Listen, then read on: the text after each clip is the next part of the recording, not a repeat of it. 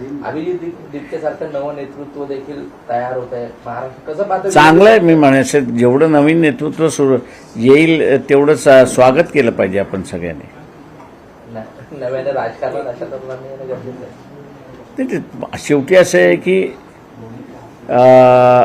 Socio politics आणि economic politics हा part of life आहे. त्याला वगळून तुम्हाला चालणारच नाही. राजकारण वाईट आहे असं जे RSSचा जो प्रचार आहे, पण सगळेच RSS आज सत्तेवरती बसलेत ना. सर एकीकडे पंतप्रधान नरेंद्र मोदी म्हणतात की मला तुम्ही शिवाय दिले मी तुम्हाला माफ केलं, मात्र दुसरीकडे त्यांच्यावर गुन्हे दाखल सुरुवात झालेली आहे. असे जे विद्यार्थी आहेत, असे जे आंदोलक आहेत, त्यांच्या पाठीशी तुम्ही कसं उभं राहणार आहात आणि वकिलाची पोस्ट त्यांच्यासाठी तुम्ही उभी करणार? ते आम्ही असं जेवढी आमची ताकद आहे त्या ताकदीने आम्ही त्यांच्या पाठीमागे उभे राहू. पण शासनाला एक वॉर्निंगही देतो. तुम्ही जस्ट वाचलात,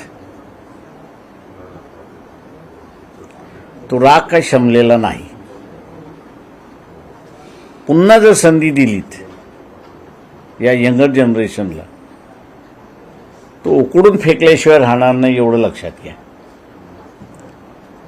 त्याच्यामुळे आम्ही मुख्यमंत्री आहोत, आम्ही प्राईम मिनिस्टर आहोत, आम्ही मंत्री आहोत, हे पहिल्यांदा डोक्यातून काढलं पाहिजे. 5 वर्षानंतर तुम्ही सामान्य माणसात हे लक्षात ठेवलं पाहिजे. ऍक्टिव्ह राजकारणात यावं असं वाटतं.